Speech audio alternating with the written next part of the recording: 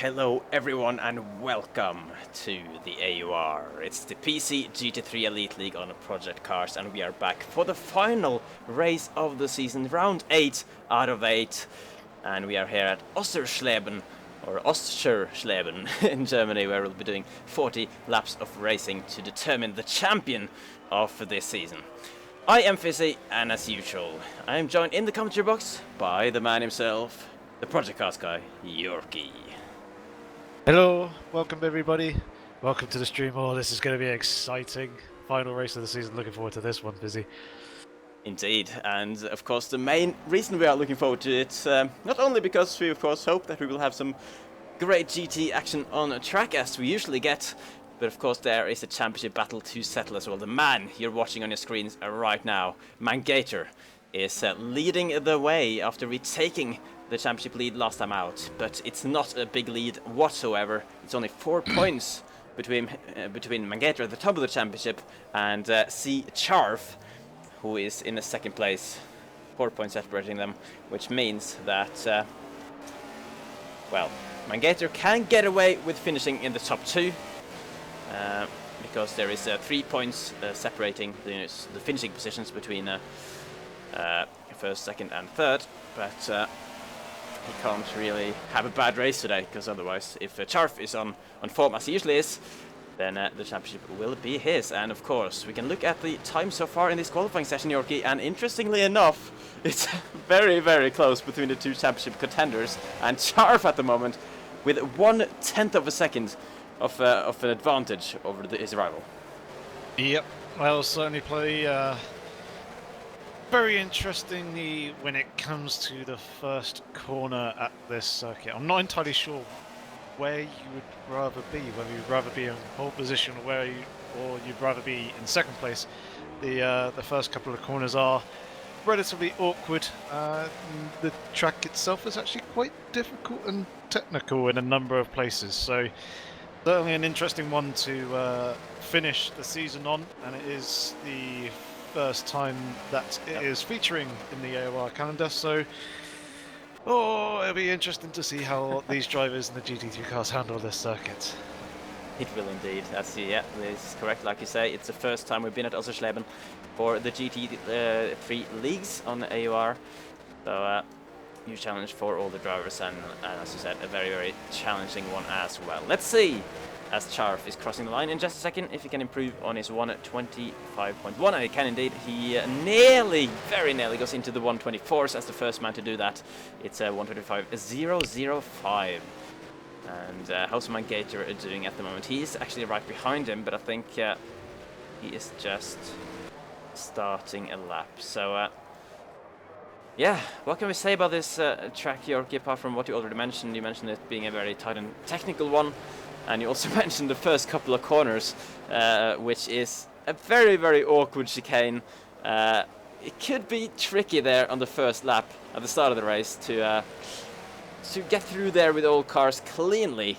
So I wouldn't be surprised if we see some sort of important moments for the race at that turn one. Yeah, I'm imagining a bit of a traffic jam. A number of the guys are going to have to play it very, very cautiously, especially towards the back of the field. The Constantina effect into the braking zone is quite tremendous for the first turn, so hopefully the guys will be aware of it and be very, very patient. We may even see cars pretty much coming to a complete stop as they filter through the first turn and into the second.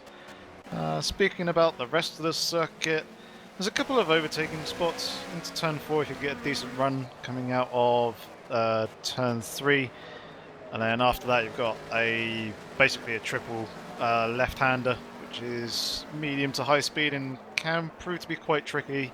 Usually you can pick up a place there if someone makes a mistake, and then you've got a chicane to watch out for, and it's basically only really towards the end of the lap where kind of things start to calm down, become a little bit more normal in terms of just normal corners through. Well, yeah, when compared to other circuits, especially the first half of the lap is quite unique to other tracks. Definitely, it's an interesting one. My own very few experience of driving around here was that I did like the first couple of corners, didn't like that chicane, but the rest of the track is difficult, but also pretty fun to drive. So hopefully the drivers will have a good time here today, and not too many deaths at turn 1. But looking back at the times, there hasn't been any changes at the top since Charf improved his lap time. 2/10 is what Gator needs to make up in that rough. Charf, of course, in the BMW Z4. So that's an interesting one. And unfortunately, though, I was going at this race thinking that Suomi, Charf's teammate, was going to be a bit of a dark horse here, and maybe help his teammate out to do something special at the top of the championship, help him sort of challenge Gator there at the front. Unfortunately, though, Suomi is actually missing today, which is a shame. Last minute notice from him that he was missing due to some family reasons. And we're also missing a couple of other drivers. Sula is not here. Hideaki said he wasn't going to be here, actually, but I think he made his way into the session after all. Let's have a quick look. He's in 5th. Yeah, wow, yeah. Hideaki has just moved his living arrangements, apparently. So had to unpack quite a few things, but good to see he's just about made it for the race. Hetharion also missing, and then Curry and Sluxmick are also not here. I haven't seen either of them too much lately. But I think everyone else is here, so it's a 15-man grid. Actually, the attendance has dropped a little bit in the second half of the season, which is always a shame to see. But still a great field of top-class drivers here. And I'm sure for next season, when we start from scratch again in Season 7, we'll see everyone back and sort of revitalized, and hopefully a full grid as well. Yep, for sure. We're into those final 2 minutes of the actual qualifying session, so just kind of keeping an eye out for times. Mangator did just do a lap, but he didn't improve. Same with Sharf. That one. Yep. Vernox is currently set in third with Jim Baum in fourth place. They're both in the pit lane. It's interesting to point out. Yep, Very they're good both from in them the so far, garage. though. Yep. Yeah. Enzo and Jeff, who are in 6th and 7th, are also in the pit lane. Hideaki, as we touched on earlier, is in 5th position. Claessens is on track along with Papan. They're both in 8th and 9th respectively. Then Nismo is in 10th, but he's in the pit lane, so he won't be improving. Mr. Alpon is on track. Then Brandress, Cal are both in the garage. And then Mr. Dr. Stones is on track, and Gibbs will be starting at the back of the field as he is in the garage. I'm guessing that could possibly be on purpose to try and avoid the carnage at the start. You never Potential know. carnage. Yeah, might be a decent idea, to be fair. But Yep. we shall wait and see on that one. Gotta hope that the drivers can be sensible through turn 1, but it's a very tricky one. And the one... Oh, I'm actually going to get back to that, because Charf has just improved his time in his final attempt with 15 seconds to go in the session with a 124.8, so he did get into there in the end. And Mangator also did improve, actually. Oh, he's still... Not close enough. Yeah, even if Charf hadn't improved, Mangator would have been like 14 thousandths off, so it's really close at the top. But Sharf is going to be on pole position there, ahead of Mangator, the 2 championship contenders, and not letting anyone down there. Vernox in a very solid third, ahead of Jim Baum, Hideaki, Enzo, Jeff, Claessens, Papant, and Nismo in the top 10. Then we have Mr. Elkon, Branderus, Mikhail 7M, Dr. Stones, and Gibbs rounding out the grid here. Ooh. Tense 5 minutes. The last 5 minutes that we'll be doing this season, and then we'll be having a break between season 6 and 7 as we usually do. So time for the drivers to collect themselves after qualifying, get their heads in the right frame of mind for the actual race, and make sure that everything is good to go. And yeah, let's decide this title battle between Mangator and Sharf. Yeah, it's going to be good. So let's have a quick look then at how the Driver Championship is looking going into the final race of the season. As mentioned, 4 points in it between Mangator and Sharf after 7 long races this season. Those two have been the standout performers at front, both in terms of pace and in terms of consistent top finishes. I believe Mangator's been in the top 4. Actually, both of them have been in the top 4 in every race. No, actually, no. Never mind that. Mangator was P6. Yeah, he's got a 6th at Nordschleife when he had his problems there. But yeah, most of the podiums this season have had both of these drivers on it. So they have indeed done very well. Then there's a 37-point gap from Charf down to Enzo in 3rd, and he is looking good to hold on to that ahead of Papand. They are separated by 19 points at the moment. Hideaki there in 5th, ahead of Jeff, Jim Baum, and Nismo in 8th. But he's only just ahead of Brandress, and then Suomi would have had a chance to move up a couple of spots, but unfortunately he couldn't make it today. Mr. Alcon trying to hold off a few drivers there as well for sort of the best of the rest out of the top 10. And as for the team championship, it's not too close for the top there, I believe. We did work out that Brake Ducks have just about secured it actually after last week, so they are the team champions here for this season with Mangator, Papan and Jeff, so well done to those guys. Team Kappa and Leechers Inc. though still fighting over 2nd.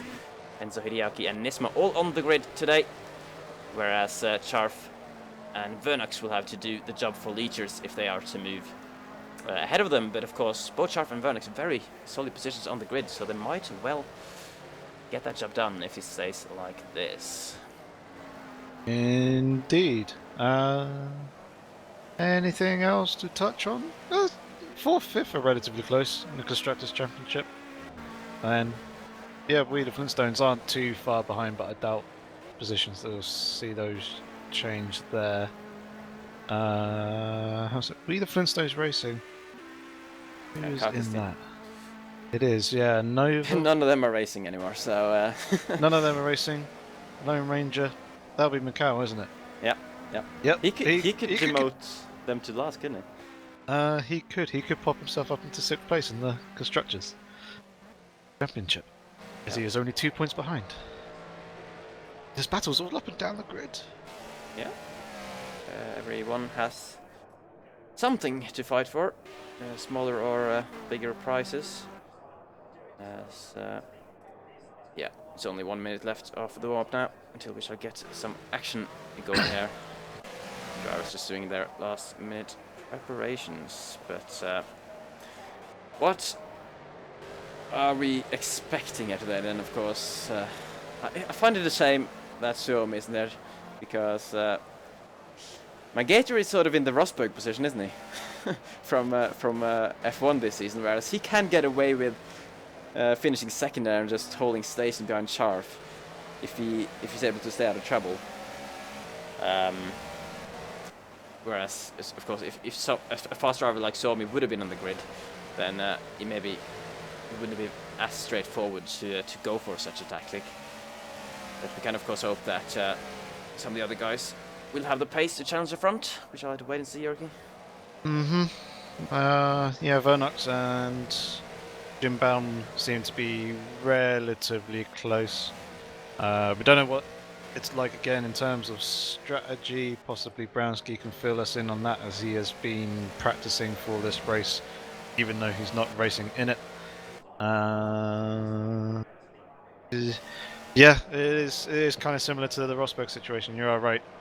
I think Mangator will probably try and do that. I doubt we'll see many people try and get involved too heavily in that battle and basically let the two drivers go at it. Hopefully we will see other drivers getting involved, but as you've been saying, without Suomi there to help Chaff, it's going to be a little bit more difficult for Chaff to actually come away with the Drivers' Championship. Yep. So, we are now skipped to the race session. So here are all the cars ready to go on the grid. The lights, for one final time this season, are out! Still no movement, damn it.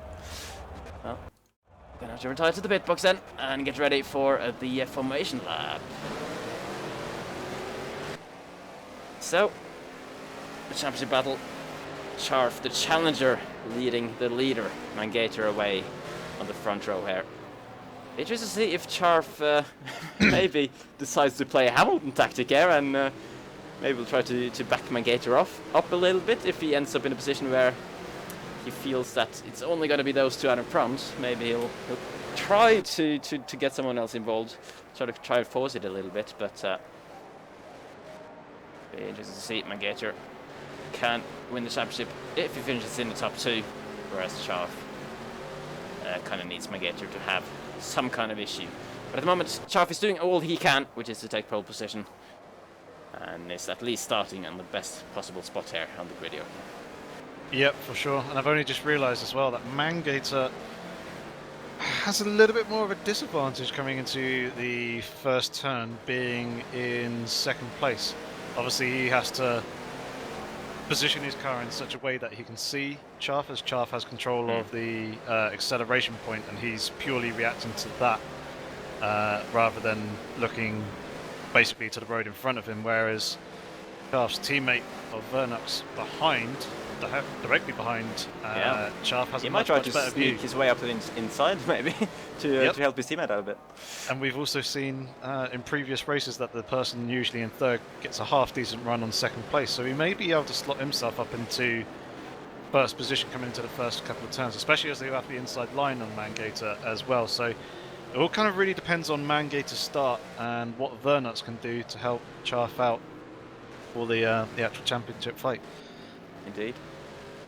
So Mangator is clearly eager to get on with it. He was briefly leading the formation lap there, but he's now slot himself behind. So we are on the main straight now. The race is about to go green as Charf decides to get his foot down for the start of the season finale. And here we go. Mangator immediately slotting himself into the slipstream behind Sharp, blocking off any potential move from Vernox. Very smart driving, but then he moves back to the outside for the first corner. This is going to be very tricky to get all the cars through here, but so far so good. Very, very tight. Sharp out in front. Mangator doing well to keep second, and they're side by side everywhere. Further back in the field, Vernox keeping close behind Mangator to try and challenge him for second place, but so far so good for the championship leader. Jim Baum still holding on to fourth behind Hideaki as well. It seems like it's pretty much where they started, very close to racing for 9th position. Nisbo's been fought out wide on the grass there. I think that's Papand or Jeff, one of those two. That is indeed Papand, who both slowed each other down a lot there. And Gibbs is actually getting 4 positions off the back row. There's another car off the track a little bit. That's Mr. Alcon, who's going to have some struggles rejoining in last place. But Yorkie at the front. Quite a bit of drama at the back of the field, but at the front it's all as it started. Yep, that was actually very, very good driving by the entire field there. They managed to filter through the first couple of turns without any issues and contact between any of the drivers at all. So absolutely fantastic stuff there. Once we got to turn 4 and 5 though, a couple of drivers started to push it a little bit more, as we saw. I believe it was Enzo and Papand who had a slight coming together, which kind of backed up the guys behind him. Gibbs had a very good start, starting from the back of the grid. He's managed to get himself up into 11th, and he is still there now, relatively close to. Actually, he's not too close to the back of Papand. Papand's more closer to Nismo, and it was Nismo, sorry, who came together with Papand, not Enzo. So, good first lap by these drivers. Field is starting to spread out a little bit. Charles has got a couple of car lengths over Mangator, who's got a few more car lengths over Vernox. But for the moment, Vernox still holding on in that final podium position, and I imagine he will be trying to keep pace with the 2 guys in front of him and see if he can help out his teammate just a little bit in this race. Yeah, that is what that's what Charles certainly will be hoping that he can do. So we are just watching the battle for 13th with Dr. Stones defending from Brandress. He did that quite well with the inside line through the hairpin back there. He's just about holding on to the Mercedes SLS driver. Can Brandress find a way through here? I'm not too familiar with the corner names and numbers yet, by the way, so bear with me on that one. But it's Dr. Stones at the moment doing well to hold on to the position.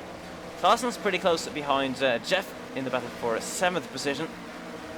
But currently not finding a way through in the Ginetta, of course, which has been, according to the drivers who have used it this season, been a pretty tricky experience. But Claessen's up in 8th at the moment. And the other Ginetta, of course, Jim Baum was really impressed, especially in the second half of the season there. He's up in 4th in that Ginetta at the moment. Yep, doing a good job by him, although there's a bit of a train starting to form as he's losing a little bit of time to Vernox up ahead. But still holding on to that 4th position. As we say, we've got Hideaki for relatively close company behind. But yeah, so far so good with a lot of the drivers. Quite a long way to go. It is a 40-lap race. We're on lap 4, so we've got a good 36 odd laps left remaining. Just watching Hideaki at the moment, following Jim Baum through, as Jeff in the foreground of the picture there was a little bit wide coming through the triple left-hander. He managed to hold it on track, I believe, and he is just in front of Claessen's in front of him. Just waiting for the camera to pick him up. There we go. Yep, Claessen's pretty much right on the rear wing of Jeff, and actually having a little bit of a look coming down into the braking zone of the right-hander of Shell Curve. That is a an overtaking opportunity if you can get a decent run. This is also a decent overtaking opportunity if Claessen's does exactly what he did just there and gets a decent run out of turn 15, otherwise known as Aman Curve. And also that is Nismo trying to get on the action. A little bit of contact there between the two, forcing each other out wide. That's going to put Jeff down in another position as his teammate slips past and may actually be able to go around the outside of Nismo coming into the braking zone for the first turn. Will Papand be brave enough to try and hang it around the outside there? Not quite. Close.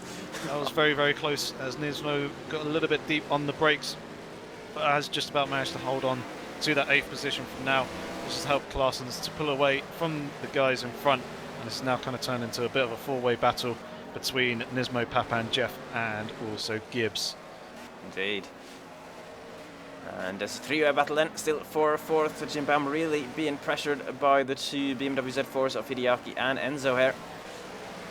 But so far so good for him. Hideaki, you can just see how close behind him is going through this fast right-hander, and then this lovely shot. I love this one. Seeing the cars jump a little bit over the curbs there through the chicane, a very, very fast chicane, which is a lot of fun to throw the car through. But so far Jim Baum hasn't put a foot wrong, and of course the gap though is building up to third place Vernox, who is on course at the moment for his first ever podium in the PC Elite League. So he's doing a really good job, but not quite as good of a job as Charf really needs him to do, because Charf needs him to get up there and try to challenge Mangator. There's about a second and a half between Mangator and Vernox at the moment, I would say. Whereas Mangator is holding on very close behind the race leader. So as it stands, Mangator would win the championship by one solitary point. Actually, no. Actually, I completely forgot about something, which is the pole position point, which Charf did get. Which will put him on equal points. 1 second. But unfortunately, Mangator has got more wins, yeah. So if Charf wins this race, he'll have 3 race wins for the season, whereas Mangator already has 4. So the situation doesn't change, unfortunately, as a result of that pole position point. But of course, if it stays like this, then Mangator and Charf will be equal on points after a whole season of racing, which is actually quite crazy. It's clearly the closest championship battle you had in terms of gap between the two drivers going into the final race. And but yeah, if it stays like this, then Mangator will win it on countback on the fact that he has 4 wins compared to Charf's 3. Yep. And it's quite interesting as well. Charf's worst position that he had this season was 4th place, which was the first race of the season. Obviously, Mangator's was 6th at the Nordschleife. So Charf has been more consistent on the podium. He's had, at the moment, 2 wins, 3 if it stays this way. At the moment, he's had 2 second places and 2 third positions. So very, very good, consistent drive by Charf to get, 6 podiums so far this season. Could be his 7th today. We can pull off a decent result here. Yeah. But yeah, Mangator. If it was a podium count to determine the winner on equal points, then Charf would actually have it. Because he has 1 more than Mangator. But yeah, Mangator's got them wins. Yep, that is exactly true. So lap times between the two at the moment are kind of trading lap times. Charf was quicker on the previous lap, but the lap before that, Mangator was a tiny bit quicker. Vernox isn't really losing any time. He was only 0.03 of a second slower than Mangator, and around 0.2 of a second, or just under 0.2 of a second slower than Charf in front of him. So he's doing a very, very good job to hold on. He had a little bit of a shaky start to the season. He had a 11th and a 12th position. Then his next best result was the previous race at Brands Hatch, where he got 6th, and he's obviously doing a very good job picking up momentum for 3rd at the moment today. And the battle for 4th position is spread out a little bit. Hideaki has actually lost the position to Enzo. They've now traded places, and they've also lost touch with Jim Baum a little bit as well. He's disappeared off into the distance slightly. That is indeed correct. So something has happened to Hideaki that has led to obviously that kept growing, maybe a little bit of contact with the teammates. You wouldn't really expect it between these two who are quite experienced in terms of racing in AOR. So if I were to guess what has happened, is Hideaki having made a little mistake, and Enzo maybe getting caught out a little bit as well, because both of them have, as you mentioned, lost time to Jim Baum ahead. A little bit further down the field, Clausen's trying to close the gap to the Z4s in his 7th, and Nismo the same, 2nd or so further back, and Jeff then follow. It's quite close between all the cars, really still in the race. It's only a second or 2 separating most of them. As Mikael is holding on from Brandrus, who has made his way past Dr. Stones, actually, who has dropped all the way to the back of the field now. So he's dropped a couple of positions since the first couple of laps. It's a shame for him. But along the race, he has time to get some of those back if he has the pace to do it. see then. Nothing has changed out in front. It's exactly the same sort of gaps as it was a couple laps ago when we looked at them. Charf ahead of Mangator. I kind of want Mangator to try and go for the race winner, but do you think he'll be happy to just finish second, or do you think he actually wants his win as well, just to rub it in that he is the man of this season?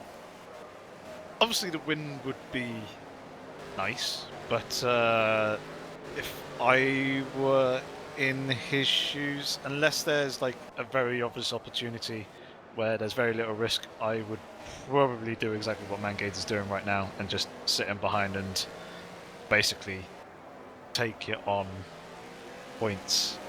Wow, the fact that he's got more championship wins, essentially, basically just, yeah, let the title decide itself. One thing to note on the previous lap though, Vernox did take 3 tenths of a second out of Mangator. I was going to say 3 seconds would be a huge amount and would probably put him in front of the two cars. If he gained 3 seconds on one lap on Mangator without Mangator having made a mistake here, I'll just gift him the championship already, because clearly he'd have deserved it just by managing to do that. But yeah, hang on a second. Let me just tell Vernox now. On the team radio. That'd be good. Give him some extra motivation to close this gap down. But yeah, he's doing a good job, to be fair, considering he only joined the PC League. I believe he jumped over from the Xbox League. Can't remember exactly why, but he came over from the Xbox League halfway through the season. Has had 11th, 12th, and 6th place finishes so far. And yeah, so it's been a pretty gradual improvement, you have to say. And now he's really showing pace to be at the front of the field, which is really impressive. But yeah, it's been about these two front drivers so for most of the season. Suomi has also been a man who's been up there on pace, but he hasn't scored a point since round 2. It's just not worked out for him whatsoever in terms of not being able to finish races, sometimes not being able to start races even. And of course Kaki, who was the reigning champion coming into this, he attended the first round of the season at Spa, and after that, for various reasons, every week he just wasn't able to turn up to defend that championship. So those are of course two drivers who originally we planned to be in the season, but unfortunately just didn't work out for them. It would have been interesting to see if all of those 4 drivers, imagine the championship battle we would have had then, if all of those 4 drivers would have had sort of an incident free season there. That would have been a pretty spectacular way to finish the race. So what were the lap times on the previous lap? Pretty much all identical between Mangator and Vernox. Chaff did lose 2 tenths of a second to the 2 drivers behind, and you can kind of see that visually, but not really all that much. So I'm going to take a very quick look a little bit further back. Hideaki's got back up into 5th position. He swapped places with Enzo once again, and frustratingly for us, that happened off camera, so we didn't see that. But now it's like every time we go and focus on the leaders for a bit, someone does something further back. Yep, exactly. It's, the guys should warn us of such things. Yeah. That way we can actually pick it just up poke on us some camera and TeamSpeak to let us know when they're making a move. Yep, exactly. But Team Kappa are now running 3 astern. Hideaki leading Enzo, leading Nismo in 7th place, and then Jeff has pulled away from Papan, and Claessens has actually lost a whole bunch of positions and dropped down into 10th place. Oh. That's why behind the 2 roofs. So something has happened there to him, and it was on the previous lap as well. He did a 133.169, so he's lost a good 5-6 seconds. Interesting. So Claessens still struggling with that Ginetta, it would seem, as he has done all season pretty much. But at least he's on the grid, unlike his 2 teammates who are not. So Isma then has taken advantage of that up to 7th place, and now will of course be chasing down his 2 teammates in Team Kappa, running in P5 and P6. I guess we can try to sort of at least half work out how the current order would affect the team championship, because that is also quite interesting actually. As you mentioned, Mangator's team of Breakduck Ducks have already won it, but the battle for second in the team championship is very close between Team Kappa. That is the team with the BMW Z-Force, the white painted Z-Force that you're looking at right now, Hideaki, Enzo and Nismo. So at the moment they are scoring points for 5th and 6th, whereas the team chasing them 7 points behind only going into this. Leechers Inc., they have their cars on 1st and 3rd right now, so surely that would be enough to close that gap down and take second as it stands. Quite possibly. Not entirely sure. Also, do a little bit of calculations. Are you 100% sure that Team Kappa can't overtake Breakduck Ducks? Even if if Team Kappa get like 1st, 2nd and 3rd, 71 points. That's, yeah, it's because only the top 2 drivers of the team score points for the team championship. I see. That makes it slightly more tricky. It does, yeah, that makes even more sense now. Yeah. Okay, so yeah, Breakduck Ducks do have it.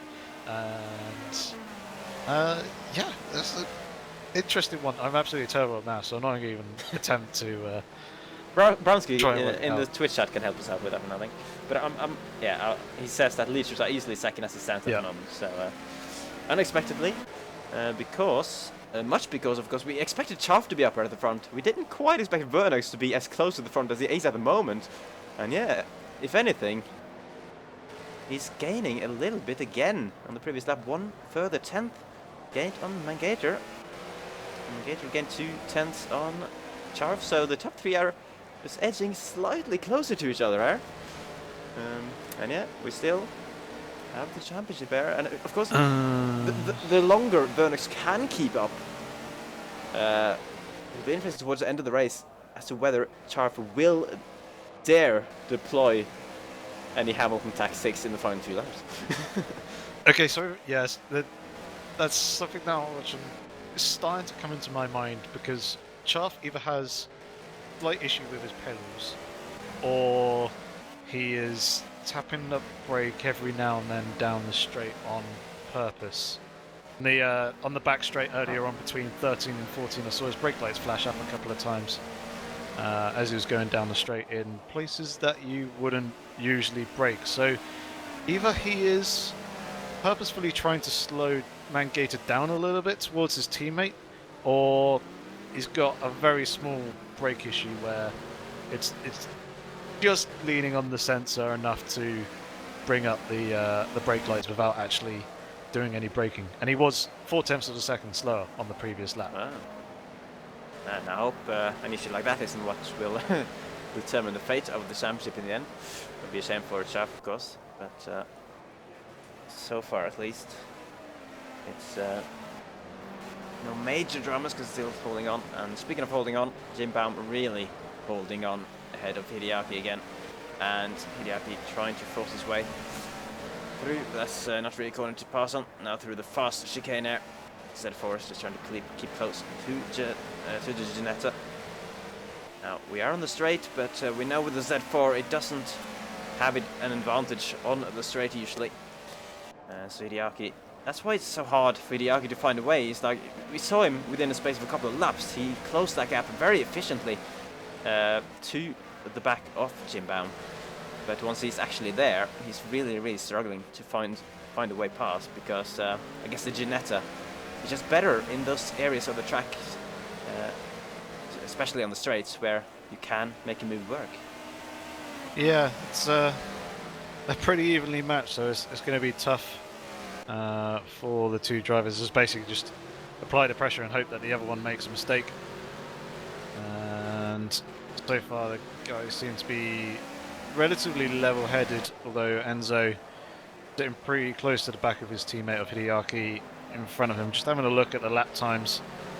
Chaff, after what was a relatively poor previous lap, did a 25.4 and gained himself 7/10 of a second over Mangator. That's a massive lap from him. Yep. Nearly a qualifying lap. Yeah, it's the fastest lap of the race.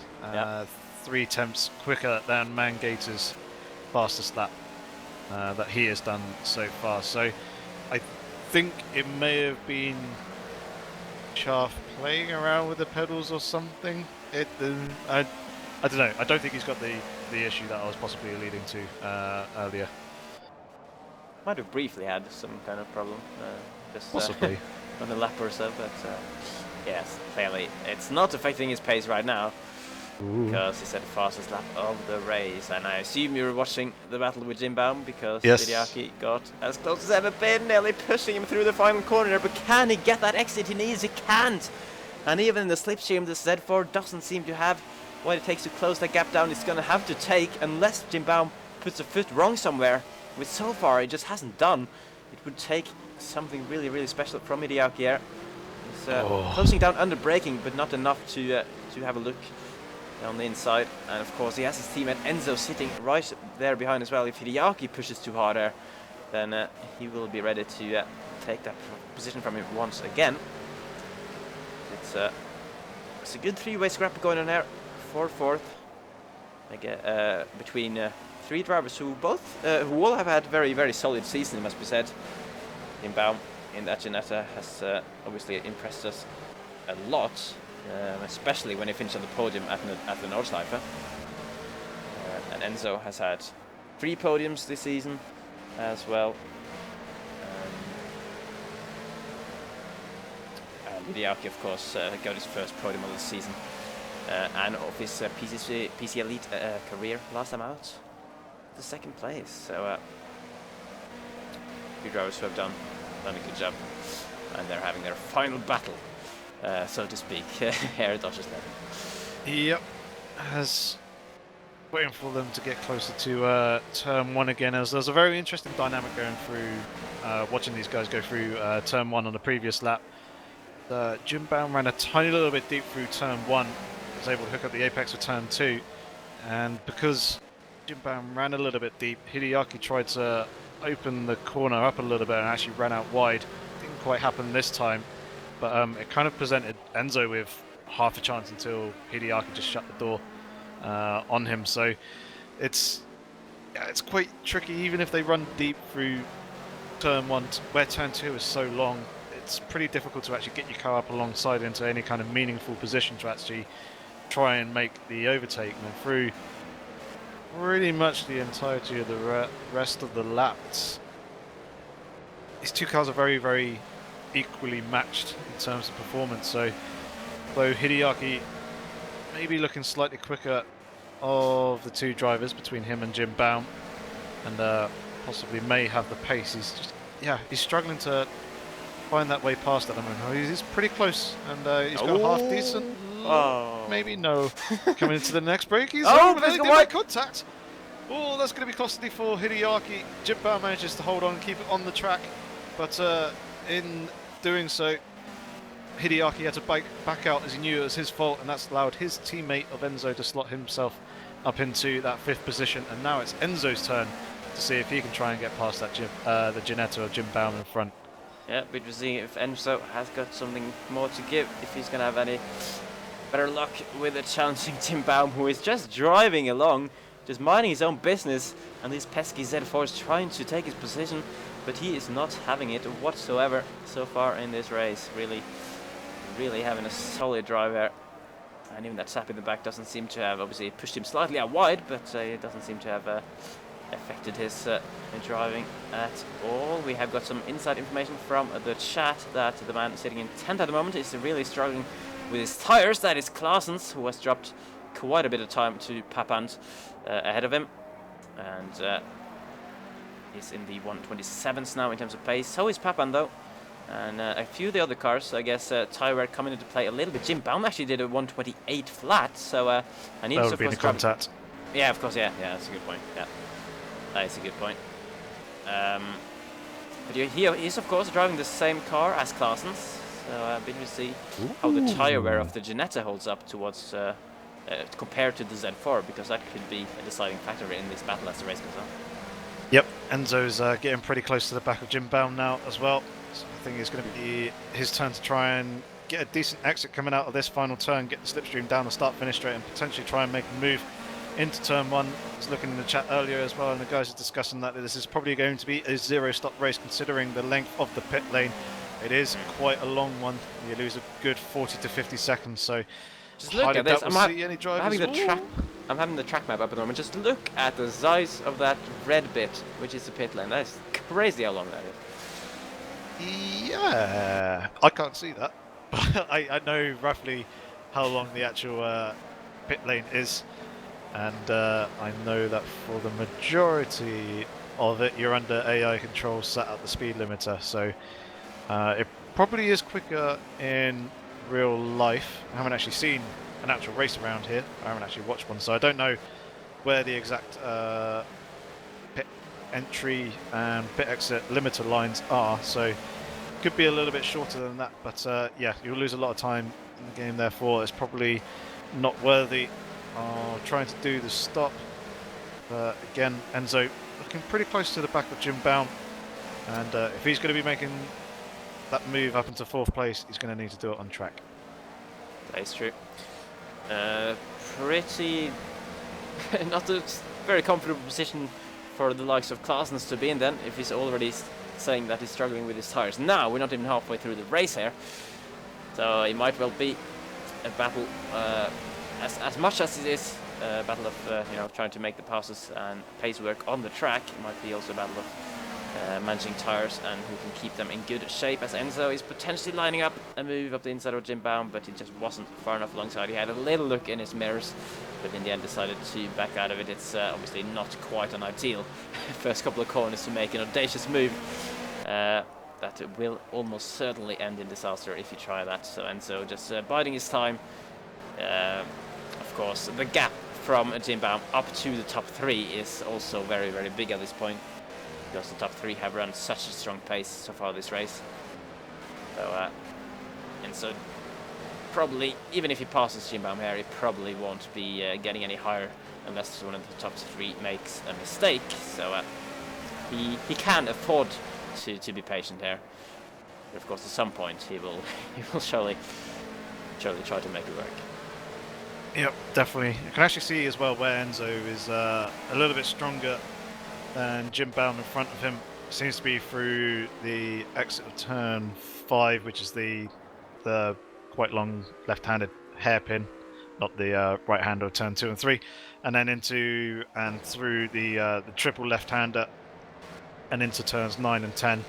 He's pretty strong through there and has gone to quite close to the back of Jim Baum a couple of times on the previous lap. This time it doesn't look like he's quite as close as he was on the previous lap when coming down into the braking zone of turn 1, so you'll probably just follow him through here for the moment. All the guys pretty much nailing the apex. It's interesting to see a lot of them are avoiding the large curve on the inside. Obviously it does bounce the car and unsettle it a little bit more if you do take that, but is a slightly shorter route, and if you can use that to your advantage to put the car into the corner, it may gain you a little bit of extra time. Who is that very far back? That would be Claessens. Claessens has I gotta wonder if he's pitted. been in the pits there.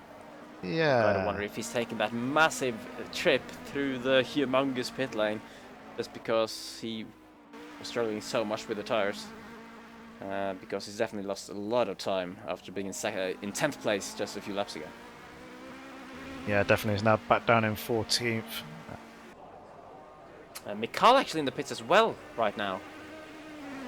So he is also struggling with the tires. We have lost Gibbs from the session, is worth pointing out as well. That's a shame for him. Dr. Stones is in the pits. It's just coming out now. So a few of the drivers actually deciding that the tire wear is so bad that they need to make a pit stop here. That's going to promote Claessens back up to 12th with those two guys going through as well. Mr. Alcon and Brandress have moved up a couple of spots because of that. And I did notice though that the likes of Mikal and Dr. Stones have the leaders come past them, so they will now be a lap down due to making that pit stop. Yep, that is very true. Actually, the pit lane comes out in a rather interesting position. Fortunately, though, Mikal is being very sensible and staying well out of the way of Jeff as he was merging back into the traffic. Had a quick look at the leaders up in front. Not really anything has changed there. Gaps still seem relatively similar, and I'm kind of questioning some people's choices to make the pit stop. If you're going to lose 40-50 odd seconds, you need to be running pretty solid lap times in order to catch back up. And at the moment, the leaders still doing low to mid 26s, which is in and around and just under a second off their fastest lap. So the fall off in tyre wear isn't really worth the trip into the pits for the moment. That could change possibly towards the end of the race, but certainly quite a big gamble. Yeah, I would say so, unless they just felt that they were likely, if they pushed it too much longer, to frequently lose the car, of course, because if you have tons of spin because of the tyre wear, then that will ultimately lose you more time than a trip through the pits. But yeah, neither is obviously an ideal situation to be in, because it does cost you a lot of time, as Jim Baum is nearly aimed towards the defensive line there, but again, Enzo just not close enough, as we have Nismo actually having caught up to this battle now. So now he's a four-way scrap behind Jim Baum. Nismo is basically right on the back of Hideaki, who still haven't been able to close down the couple of car lengths he lost earlier with that slight contact with Jim Baum that he lost to his teammate. It's still Enzo and Jim Baum trying to go at it. And now we just see if Nismo has to pace and actually will be trying to mount a challenge on his teammates here. And if we'll see a nice little Team Kappa battle as we go through this race. But up towards the front, it's more a battle of lap times really at the moment. So they're all very close, but all separated by, I would say, about a second between the top two, and then a couple of seconds from Gator now and down to Vernix. So after at one stage earlier in the race, it was looking like Vernix was very slightly edging towards Gator, and actually on this lap he was very slightly edging towards Gator by 200s. So he's still got a pace. He just hasn't been able to do it consistently, as I saw him tap the curb very much harder than he really would have wanted there. Ran a little bit wide out of turn one. Probably lost him a tenth or two again. But Gator very close behind Sharf. So still waiting to see then if Gator at all is interested in challenging for the lead here, or if he'll just sit back, chill out, take home the championship by 0 points. And win count. And a win count, yeah. Yeah. But yeah, just continuing to watch this battle for fourth position. As you say, Nismo has now caught back up to his teammates of Hideaki and Enzo. I think Enzo, no, not Enzo, sorry. I think Hideaki was just holding back off Enzo a little bit, just to give him a little bit room so Enzo could purely focus on Jim Baum in front. But with Nismo now catching up to the back of the train, Hideaki has seemed to have closed up back on towards his teammate of Enzo, and Enzo's having a little bit of a look. Yeah, Jim Baum going very, very defensive. Enzo having a little bit of a look around the outside, hasn't quite got his car up alongside. If he can get a decent run coming out of here, maybe I'll have a look down the inside coming into the second to last turn. Not quite this time round, so instead he's going to have to follow him through. Could be brave and try and make the move up into the inside in the final corner, but instead he's going to try and see if he can do it into turn one. Jim Baum was looking a little bit weak here in the previous two laps. Ran a little bit deep in the previous lap, which did allow Enzo to have a slight look to his outside coming into turn two. How do they perform this time? Seems to be relatively neat and tidy. And Jim Baum hugging that inside line, making sure that Enzo can't get his nose alongside, although Enzo was having a little bit to the look of driver's right coming out the exit of that corner there, but again, didn't quite get the drive off. He's trying to pull a little bit of a thought tight he was line. running slightly wide there, but he saved it. He managed to save it in the end. Yeah, Jim Baum managed to keep it within the confines of the circuit. It's through here, Enzo seems to be really, really strong compared to Jim Baum, however hasn't really closed up for the moment.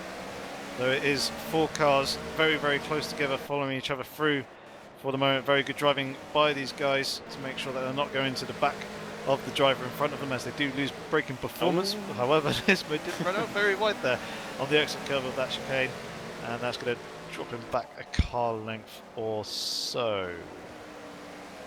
Indeed. So I tell you what, if Jim Baum is able to hold off from all of these teammate Z4s in Jatinetsa for the whole race, then I'll probably give him my driver of the day shout, to be honest, because that is an impressive feat. He's got all 3 Team Kappa cars, all 3 very, very solid drivers knocking at his door all race long and not putting a foot wrong at all so far. He's gone 25 laps at the moment. He's got 15 left to go. Can he make this work? Remains to be seen. And even Jeff is actually looking to close in on this now as well. He's yeah, Jeff is going to be joining the battle in just a second. It's going to be his turn from a 3-way fight to a 4-way fight to a 5-way fight, but still Jim Baum is at the front of it. He is well and truly the new Jan Truly. It's a truly training going on right now. But yeah, that's actually Hideaki with a different line through there, and might be under pressure from Nismo actually. They're going to be side by side pretty much through that long right-hander, but Hideaki just having slightly more momentum with that wider line, managing to carry enough speed on the exit to stay ahead despite a little mistake. And again Nismo running really wide on the grass through that corner. And again on the straight, Enzo just not close enough in the slipstream. So I don't know, how do we change this? What's going to have to happen, Hideaki, for a pass to go through? Not doing that, which Enzo did going out wide there, but I think his best opportunity is through turns 1 and 2. If he can get close enough in the braking zone of turn 1, follow him through and hope that Jim Baum goes a little bit wide into the entry of turn 2, he may be able to just about sneak his nose up the inside coming into this corner now that they're going through. If he can hold it tight on the inside, he might be able to stick his nose there and basically force Jim Baum to give him the room, which may give him the opportunity to get up alongside. However, he wasn't quite close enough to do it there. However, traffic up ahead, I detect is that Dr. Stones or a Macau that I'm seeing up the road not too far away. That could possibly come into play within a lap or two, depending on how quickly they're able to get out of the way and what part of the track that these now 5 drivers actually catch him at. Good point. That does look like Dr. Stones was the man. He's about to be lapped. He's of course been lapped by the 3 leaders at the moment, but this massive train is charging him down. But of course Dr. Stones though, he's in the BMW M3, also not a very popular choice of car usually, but he will at least have the fresh tires to help him out a little bit, considering he's one of the 3 drivers who has been through the pit lane in this race. These guys though holding on their worn and more worn tires in this race. Of course we unfortunately don't have any indicator as to tell us exactly how worn their tires are. Oh, and that's a very wide BMW. Enzo has finally, well, we were waiting for Jim Baum to make a mistake, but Enzo has made it first, and that is gonna give Jim Baum some breathing space, because Enzo went completely wide there and dropped behind both of his teammates. And now Nismo is actually challenging Hideaki on the outside through the long left-hander of turn 4, I believe, and then 5 on the exit for some reason. So it's not an American track, but some of the corner numbers are also quite weird here. But yeah, Hideaki holds on, but for the first time then in absolute, maybe all race really, we've seen Jim Baum with a bit of a gap behind him, as Hideaki again is taking a very wide line through there, but making it look worse than it is, because he's able to pull it back on the exit. Yep, there was a little bit of puff of smoke from Hideaki's car coming into the turn 9, the long right-hander, and I wasn't too sure whether it was his car sliding or whether it was him locking up the wheel. I imagine it would have been the former of the two, as these cars do run with the assists set to real, so they should have ABS on. But Nismo is having a look down the inside of Hideaki. Hideaki lets him go. Enzo is now looking, did have a little bit of a look to Hideaki. I don't think he quite made the move stick. No, he didn't. Hideaki moves out to go a little bit defensive coming into turn 1. These guys need to stop fighting with each other and actually get on with it if they want to try and close back up to Jim Baum up in front, as he does, as you said earlier, got some breathing room to himself after the mistake from Enzo coming into the first turn of running too deep 2 laps ago. So yeah, these guys need to settle down.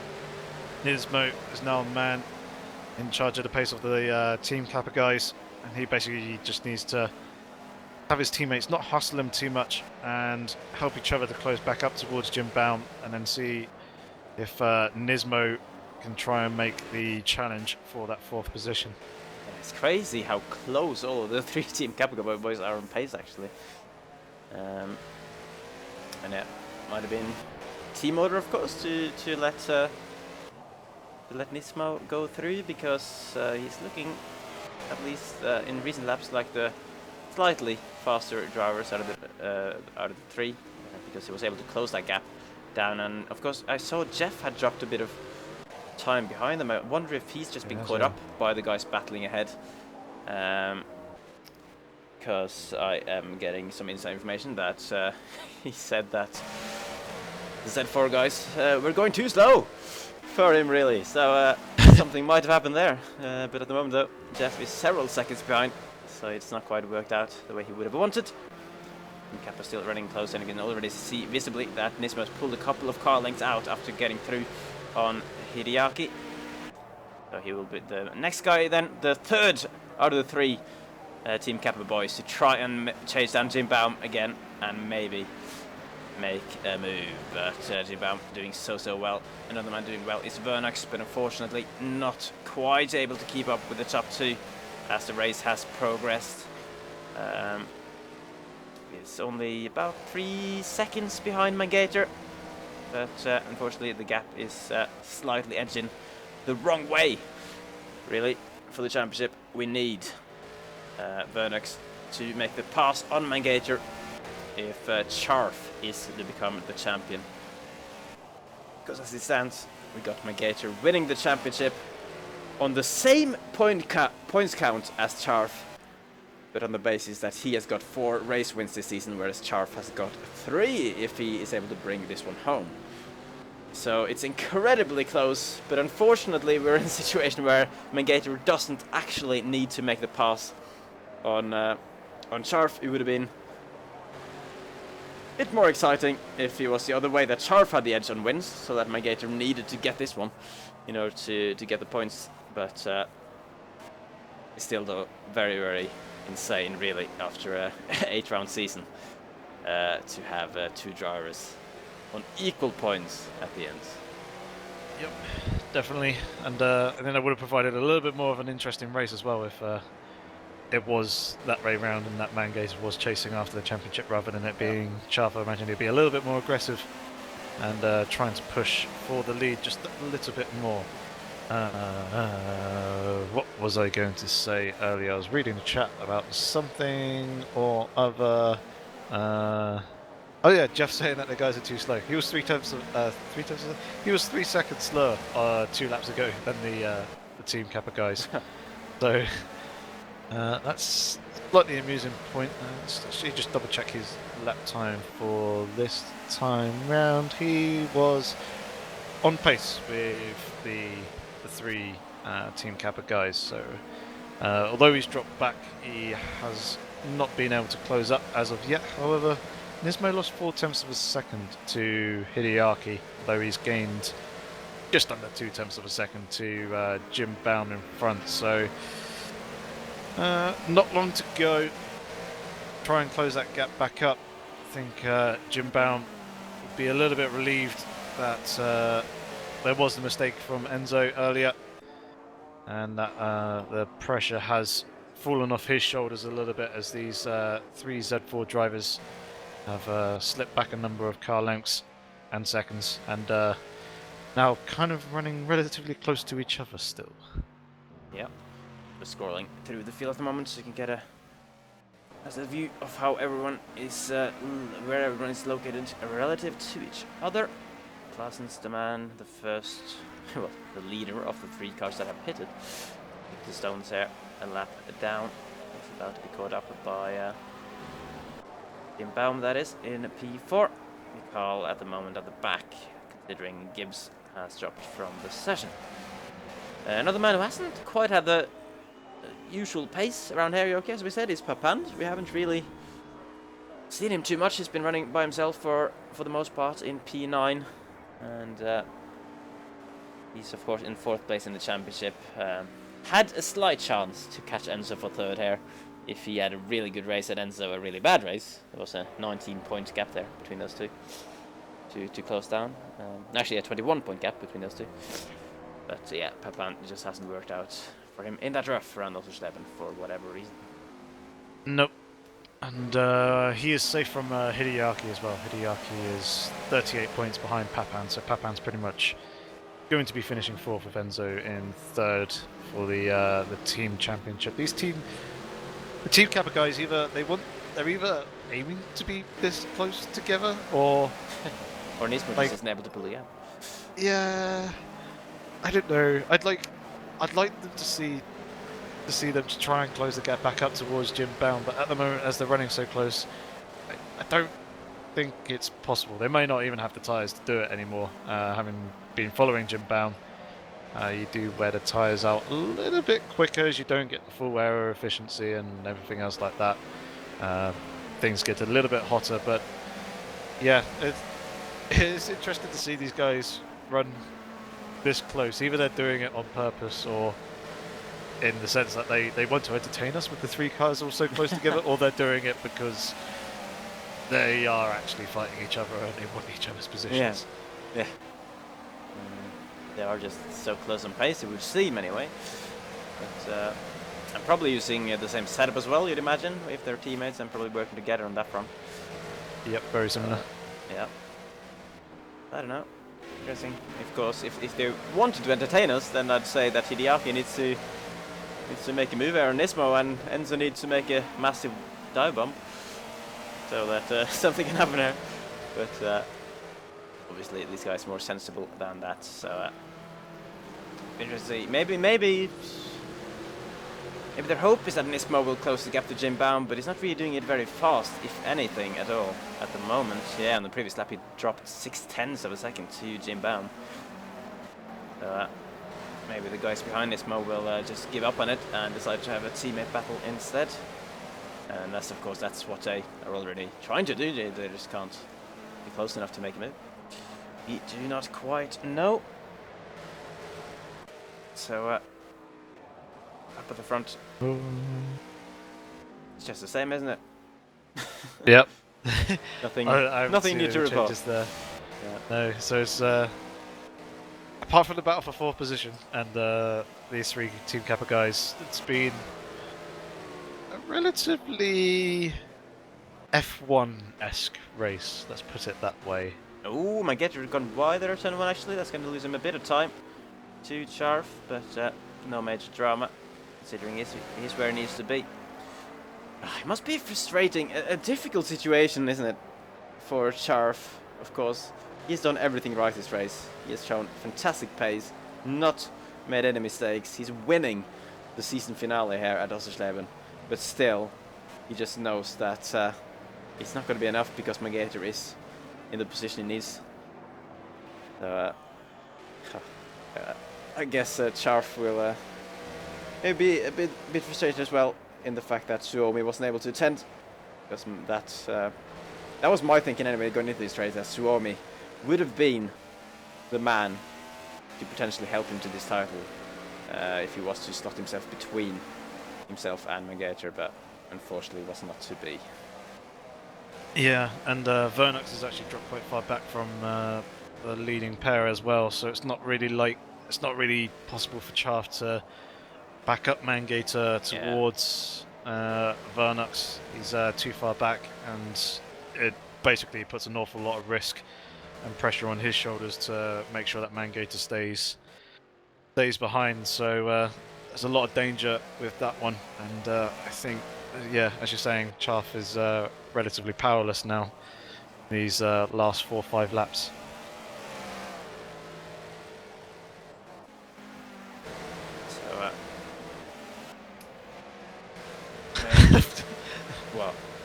Well, I just read in the chat. I just see Browski saying that he told Wycombs and Nos to pass him on each side. He went absolutely crazy, saying he's been absolutely mugged. I remember that. Was that Zuhai by any chance? I might be completely wrong with that. I feel like it was. I'm not too sure. Was one of the previous seasons anyway.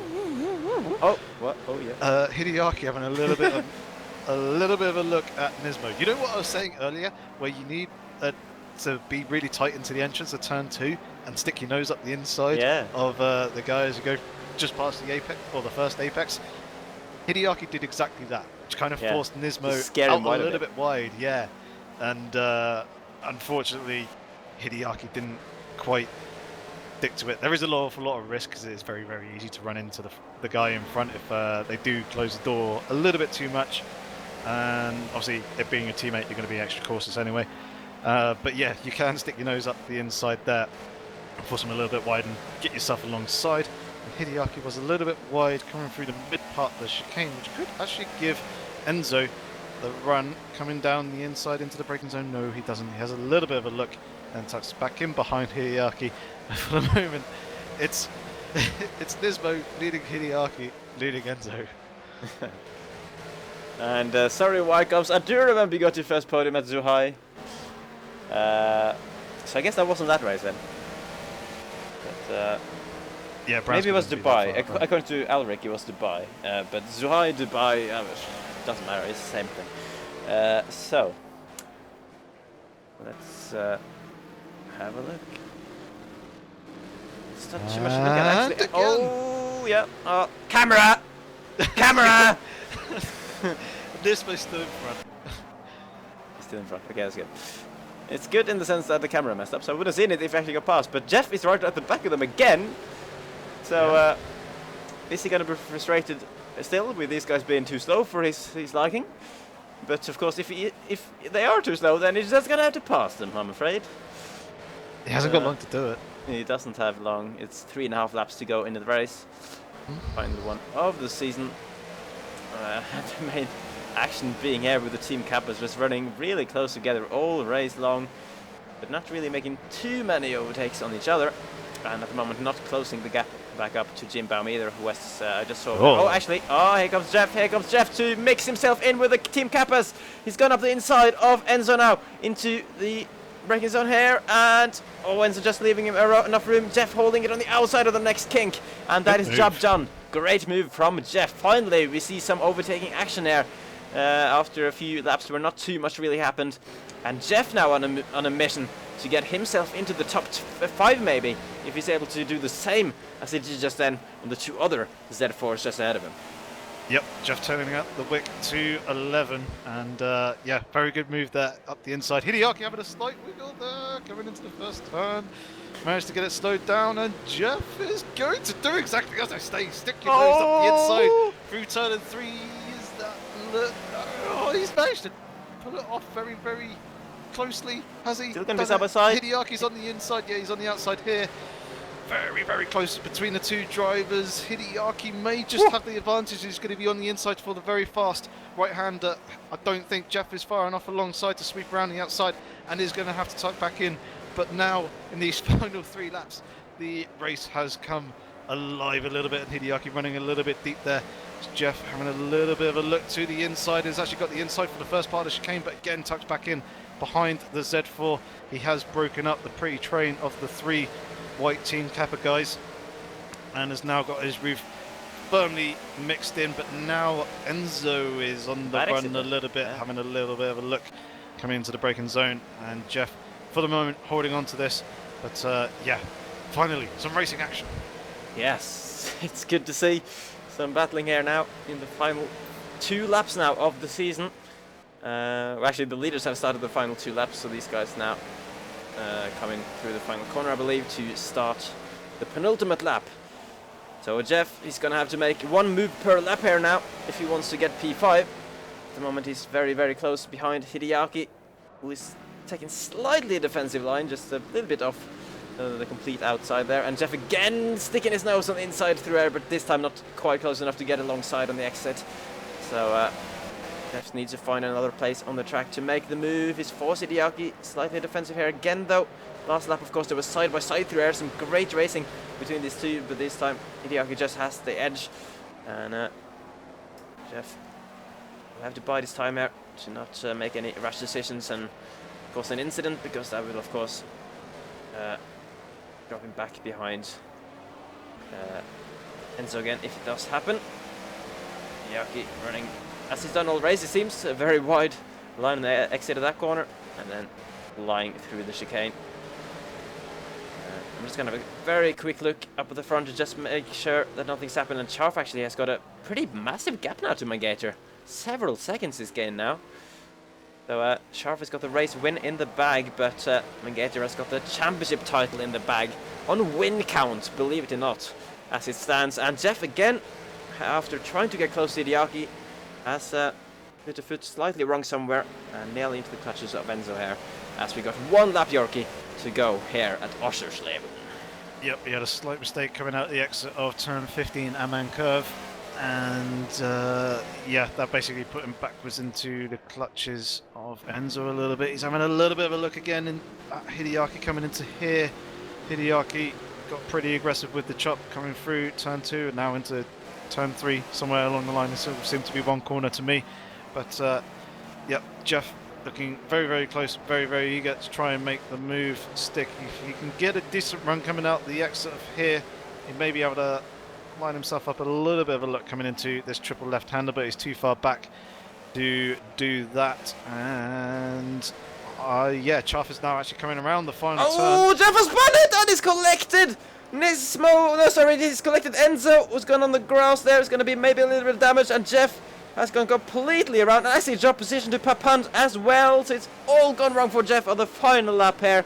Made a mistake and down to P9. So that has unfortunately ended that lovely battle for P5. As where is Chaff? He's just come across the line actually. It's because they're coming down into that horrendous chicane. And Mangator will be in a second place. So Mangator is the new drivers champion of AOR PC GT3 Elite, whereas Chaff is of course the race winner. Mixed feelings for him. He did so well to win the race, but Mangator on the same amount of points but on win count has won the drivers championship for this season. Vernox in third, and fantastic race, and Jim Baum does drag his Janetta down to P4. Nismo just about holds off Hideaki towards the line, and then Enzo will be ahead of Papand, who closed in because of that incident between Enzo and Jeff. So Jeff's going to be P9, and the final top 10 position goes to Dr. Stones, actually. Wow. He's made some sort of miracle work of that, because Mr. Alcon and Brandress were both way ahead of him earlier in the race. Actually, no, that's Dr. Yeah, that's the left car. Jesus Christ, that confused me again, as it usually does. So Mr. Alcon still will be... was nearly... I thought Dr. Stones was some kind of magician there. That would have been crazy if we managed to close that down. So Mr. Alcon will be top 10. Parsons will be 11th then. Brandress P12. And then there will be Dr. Stones, and Mikal is also lapped, so he will be the final man. Gibbs didn't finish the race. There's a few guys who didn't make it to the grid, unfortunately. But that's it. That's the season done and dusted, Yorkie. What do we say about that? Oh, it was very, very tight. Really, really tight. Yeah. At the end. To be honest, it probably couldn't have got much tighter. But yeah, really, really good. It was a shame that the race wasn't as interesting as the last 5 laps were. Thank you, Jeff, for making it a little bit more entertaining for us. Shame about your spin at the end there. Unfortunately, I didn't actually see it myself as I jumped to Chaff, the leader. I was going to commentate him over the line until Fizzy picked Jeff spinning and obviously did the commentary on that. But,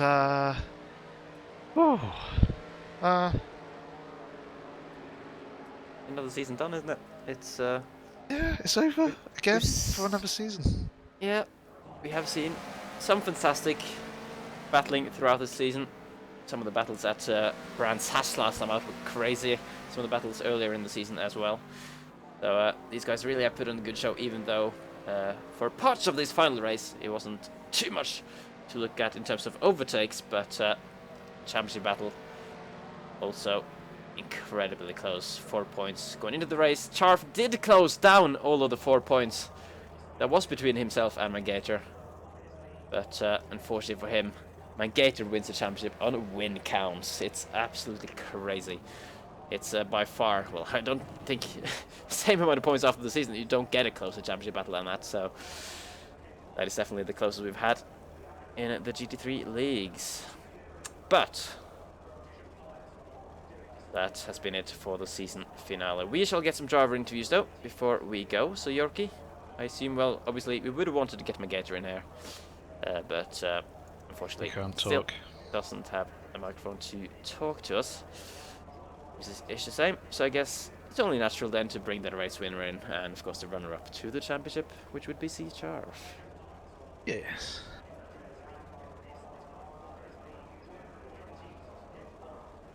Give me 1 second as I sort this one out. User was moved to your channel. Hello. Time's up. Hello, Charv. Hello. How are you doing after that one? It was a fantastic drive, but man, yes. Magator, unfortunately for you, just did what it needed to. Yeah, sadly, he managed to get that second place. I think I did everything I could have done this race, but it wasn't enough, so that's alright as well. Great drive from Magator anyway, saving those tires until the end. And I thought he was going for a pit stop, that's why I was trying to drive a bit slower. Did that, yeah, first couple of laps, so I could smash out some lap times at the end of the race, but sadly he managed to get through with one set of tires somehow. Yeah, so that's about it. Well, did you... I was going to ask, sorry. go on. Did you have any strategy with Vermax? Any intention to try and get your teammates to help try and take the championship? Was that discussed before the race at all? Oh, well, we practiced together and compared pace and all that, and I was, like I said, counting on a pit by Magator, so I basically counted a bit on Vernax, but he was doing the best he could have done. Like, his pace improved incredibly from when we first spoke this season, when he joined our team, so it was an amazing drive for him anyway. And I can't really blame anyone but myself, so that's alright.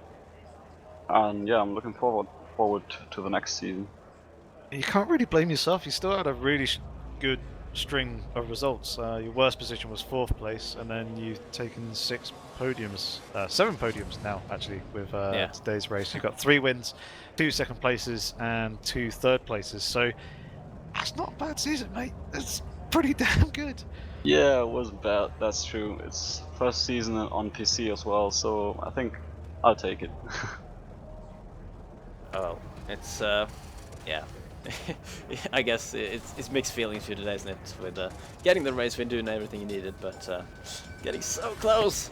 Yeah, even win points. Counting Oh well. Yeah. But it's been your first season on the PC side of the GT3 leagues. How do you feel overall that your experience here has been in this season? Well, the experience has been pretty awesome, like nice people in this league. We compare setups and do practice together as well, so I'm looking forward to the next season. And I hope there's going to be more people staying in the league who actually signed up for it. Which, yeah, I agree. But can't do really much about that this season, but maybe some improvements in the next one. Yeah. Oh, it's a shame, of course, when people's sort of personal lives and all kinds of outside interferences get in the way of racing, but that's just how it is sometimes, unfortunately. Yeah, but sometimes you can't really do anything about that as well. So yeah, it's good to see, or good to hear even that you'll be back for next season, though. So maybe that'll be the one. yeah, hopefully. I will try my best. One very last quick thing from Brownski. He wanted to say... Actually, it doesn't matter what Brownski wants to say. Well done on a very good season, mate. Damn! The troll! Absolute ban. What? But, yeah. Bait. Yeah, really, really good season. Congratulations on the race win. Hopefully we'll see you back again for the next season. And sorry, Brownski. Yeah, Brownski actually wanted to say that he's actually very, very impressed with your performance this season. Oh, thanks, mate. That's nice to hear. Yeah, we've been impressed too. So thanks very much. Going on yourself. Some very earned rest, and hopefully we shall see you back in season 7. Yeah, I hope so too. And thank you guys for your awesome coverage. I'm always watching the stream right after the race. It's really enjoyable. So I hope you keep that up as well. And I guess see you next season. Yeah, Thanks, man, and thanks for joining us in the commentary box. And yeah, see you next season, man. See ya. Bye bye. Yes. Bye. Bye. User was moved out of your channel. Righty, that has been the man who very nearly got the championship win. It was Charf, yeah, you can't get any closer.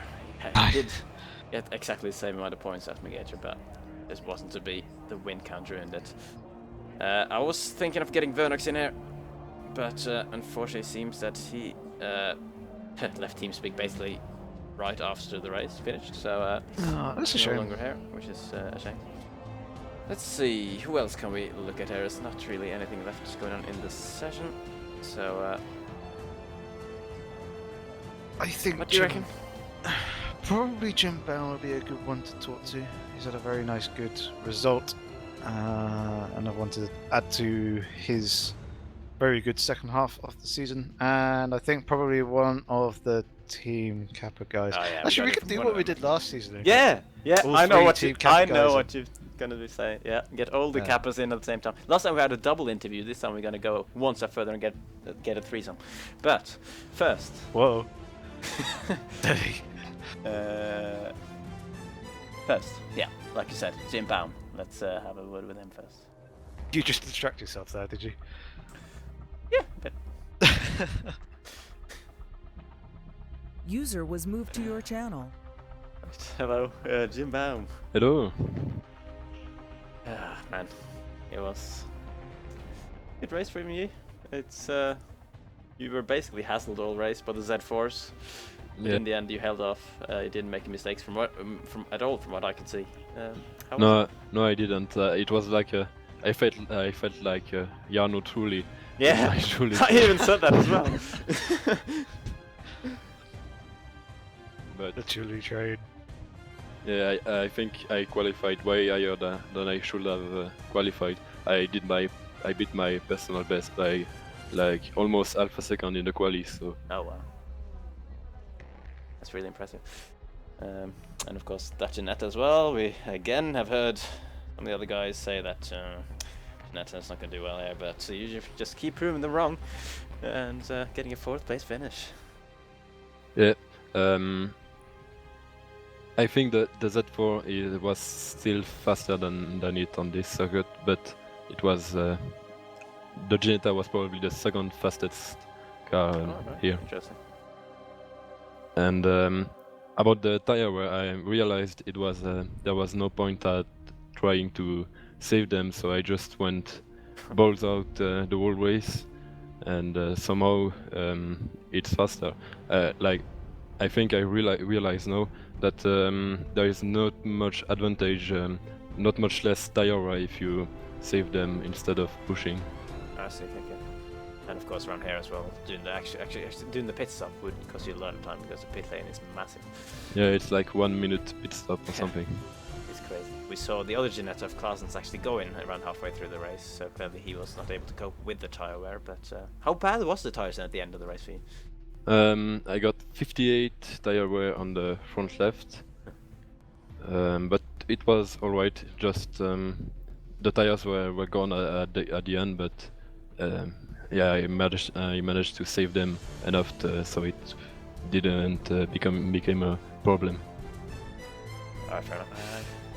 Just quickly, for those of you who don't know, I'm guessing you're using the telemetry app, Project Cars Profiler. Yes. Get that number 58. Yeah, 58 on your HUD will be just over. Yeah, you basically empty that green bar of the tire on the HUD and That's a little it. bit more. Yeah. As 50% in the Project Cars Profiler equates to basically that green tire bar. So for those of you who are on console and don't actually know that, it's yeah, that is the amount of tread, and you were pretty much down to The rim. carcass, not the rim, the carcass. Oh, whatever. Riding on his rims as far as I was concerned, but Even still, you didn't lose that much pace. You Yeah. still, well, yeah. After the Enzo had ran a little bit deep into turn 1 and gave yourself an awful lot of room, you held your ground, and you're actually pulling away from the 3 Z4 drivers as well. So, very good, yeah. strong performance there. Yeah, it was all about the tires for this one. And I think now with my experience in the Ginetta, I became quite good at saving them. So I hope it will be an advantage for the next season. Well, we come to the all-important question then, which is, will you be back for next season? Yes, That's Excellent. great to hear. but And the not next- in the Ginetta. Oh no, yeah, that's the follow-up question. Is what are you thinking of driving for next season? Not sure yet. Maybe the M3 or the Bentley. Oh, interesting. Didn't see them too much this season either, so you're a man of radical choices in terms of cars. Yeah. Trying to be original. Yeah. Well, either way, man, it's actually, let's try to work out where you'll be in the championship. Going into this, you were 7th, and I believe Jeff also finished pretty high, so yeah, he's here. I think he'll be holding on to that 7th place, which decent championship position. Be first season, I suppose. I think I was 6th actually. You, Or maybe I dropped out after the Yeah. bronze hatch, but I'm not sure. 7th there, but, Jeff is in front. 12 points in front. So For now, don't we'll think trust the spreadsheet. But, Yeah. you never know. Either way, though, it's been a good season too. So, can only say well done, and of course, thanks for joining us in the commentary box. Thanks for having me, and see you in some time. Alright, man. See you. Catch you next season. thank you very much. Thank you. Cheers, bye. User left your channel. So then we shall do the threesome interview now. Get all the team cappers who were very intimate through the race, and we're gonna make them even more intimate now. So What are you Yoki. forcing on us, Fizzy? oh, this is gonna be kinky stuff. For the record, Mangator, the championship winner, is in the chat. I've noticed the Twitch chat. So Yep. he's probably making some comments there. But He said he was going to do an interview. wow, how, when, how, why? I don't know. He just said that he was going to do an interview. Okay. So I don't know how we're going to do it. yeah. We can do it. Perhaps you can pretend to be Rangator and I can pretend to be you, or Does just that be mean- me, Does I need to put on a French accent then? possibly. Do that. But anyway, maybe Mangator can have a Twitch chat interview. So you guys in the Twitch chat, ask him some questions, so maybe he'll answer there. But for now, we shall get the team captain boys in there. So first, User was moved to your channel. Nismo, hold on, just a little bit. Hold on. We shall have a party in there. User was moved to your channel. There's another one. Where's the last one? User was There moved we to your go. channel. Here we have all the team cappers. Hey, man. Hello. Here, man. Okay, I'm not quite sure who to ask first, because you were all basically having this exact same race today. But yeah, if anyone wants to answer, how was this race?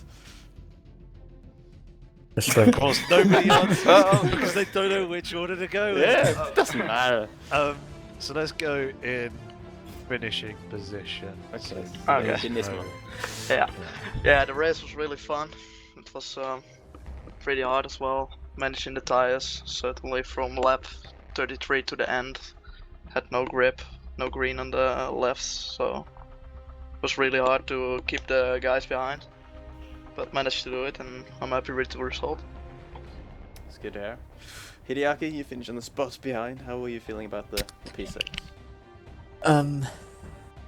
God, it was a it was a bit of a unusual race because I was moving back into university tonight, so I literally got in at 8 o'clock. Had to just unpack my computer and try to set everything up.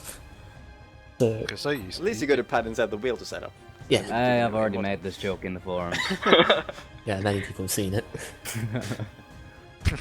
Anyway, in qualifying, I managed to get a decentish lap in, but if I'd known how important Jim Brown was going to be, I've been really unhappy with my lap because that was the most frustrating race ever being stuck behind him. I could have been fighting for a podium. Oh really? Do you think you had a place to challenge the top 3 if you were there? Yeah, I was fighting with Vernex last night for a podium, and I don't know, I just could not get past Jim Brown every single time. I felt like I had a run, but Ginetta would just slowly pull away down the straight, and eventually I just got a bit impatient and accidentally touched him in the back. I mean, I was almost on the verge of telling you to not bother attempting to make a pass, because I know that he did want to make a stop today.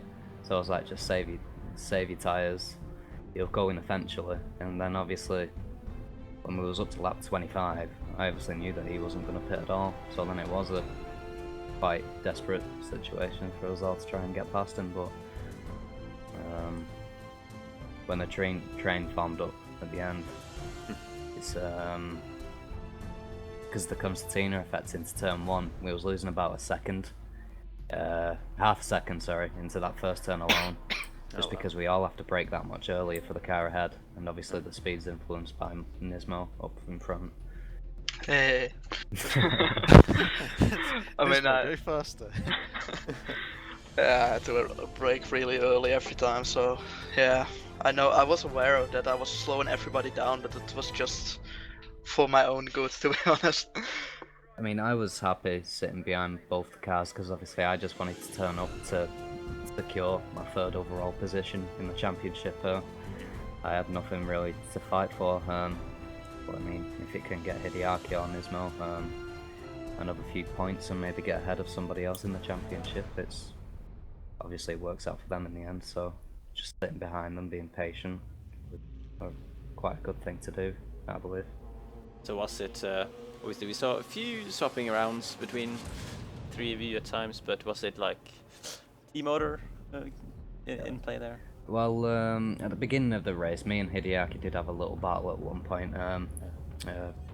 He made a mistake, I got past him, then obviously he had a tiny bit better pace than me, so he closed up in the end.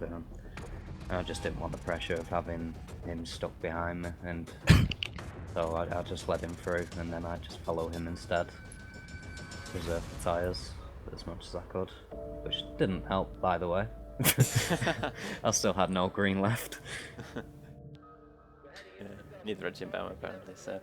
No, yes, he did it was really a tough well one. today in the Janelle. Yeah, especially with everybody complaining about the tire wear on that car. He did a phenomenal job the whole season long. Yeah. Whose...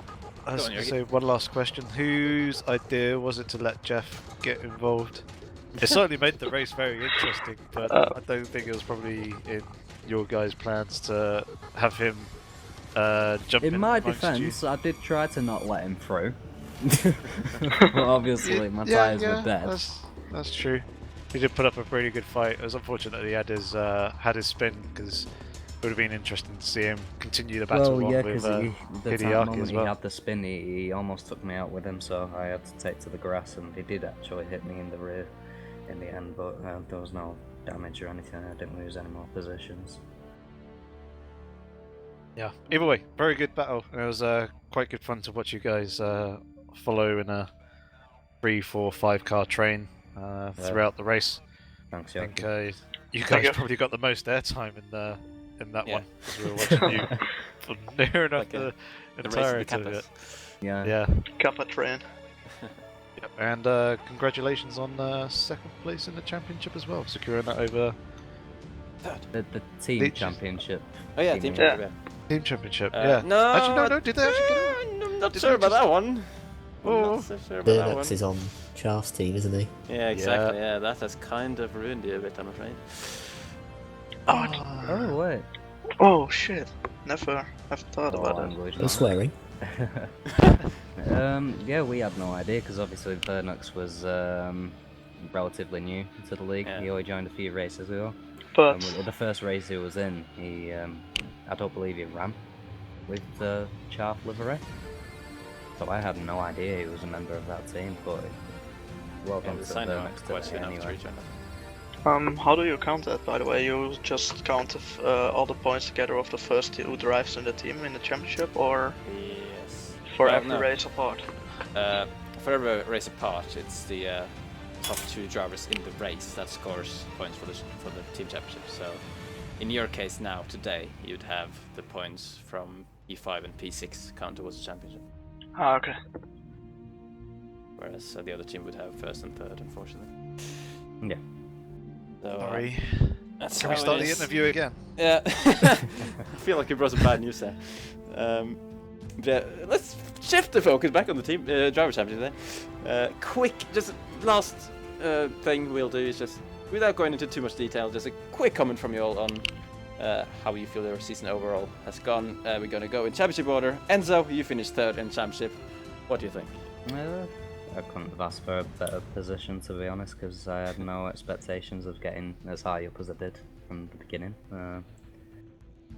Getting a podium at Spa in the very first race was obviously a big eye-opener as to the fact I could contest at the front of the field. But yeah, I'm just overall really happy. I didn't expect it, like I say. Yeah, well, it certainly a very, very strong and solid season. Hideaki, you were a couple of places further down. You were in P5 in the end, and you of course got your first podium last time out. How do you feel your season's gone? Like Enzo, I couldn't have asked for any better. I set myself some targets at the beginning of the season. I wanted to get top 10 every race, and Oh, sorry. and I thought I'd put a podium in there because I thought maybe I'd have something to aim for, but I didn't think I'd actually get it. So it's gone brilliantly, really. Yeah, good to hear. And Nismo, you're going to be in P. Oh, that's actually quite close. Good band risk behind, but you outscored him today, so you're going to have P8 in the championship. Yeah, the season has gone fine. I mean, after coming from the semi-pro, I never expected to do this well in the elite sphere. So, yeah, it started with a P5 at Spa already, and yeah, it feels good. It feels good to be competing quite competitively at the midfield. So, I'm very, very happy with the season and very happy with my teammates, obviously. Yeah, I still remember from the very beginning we both wanted to move up because me and Matt, and Nismo, sorry, actually wanted a full-on battle on the track. Alright. I was just looking for a team. Alright, guys. Team Kappa was born. Yeah. And what a team it was. Well, thank you all then for joining us in the commentary box. Yeah, It's you're welcome. be good watching you race Welcome. all season. Thank you. Thank you. Thank you. So if you Congrats. could all Yeah. manually move yourself out now, so to Oh, give maybe me I want to stay there. Yeah, well. Yeah, see you later, guys. See you later. See you later, Yep. guys. User left your Cheers. channel. User left your channel. That's lovely chaps there. That was the Team Kappa boys, Enzo, Nismo, and Hideaki. So I think that wraps it up for the interviews. Then, but what do we even say anymore? That's the end of the championship, isn't it? It's It is. I'm trying to find the right graphic here. Just give me 1 second. I have prepared a sort of outro graphic for the season. Let's Does it get say up end of the right championship? now. End of the championship, and as you can see on the screen right now, the champion is the man, Mangator, who has done so well. First debut season in the league. It's of course shame, as we mentioned earlier, that the likes of Kaki wasn't around really too much to defend his title and see how he matched up against him. And same with Suomi, who had just troublesome weeks after the second round, but Chaff certainly put up a fight, and Mangator in the end won it on countback of race wins. So it's been an incredibly close season. Well done to Mangator for getting the win in the end. Really, really impressive season from you. And now there is unfortunately going to be around a 2-month gap for the GT3 league, but for the drivers who do want to do something else in the meantime, there will be another season. I can reveal there will be a season who Enzo and Nismo themselves are actually part of organizing, which will be using the BMW 320 touring car for 6 weeks to kind of bridge the gap between the GT3 seasons. So more information on that will be on the forum in the near future, for those who might be interested. But yep, it's been a lovely season, Yorkie. Do you have any final words to sum it up? Not really. A little bit of a shame that we saw people drop off, some big names as well. Hopefully we could see those back for season 7. Fingers Hopefully we'll see a lot of the drivers who raced this season come back again. Hopefully we'll see some of you guys who are there in the Twitch stream chat joining us as well in one of the Brownsky, come back. 3 platforms. Yeah, Brownsky can come back. Papan's still here. Andrax can come back. Dinder S can come back as well. There's a whole load of names we've had previous seasons Yeah.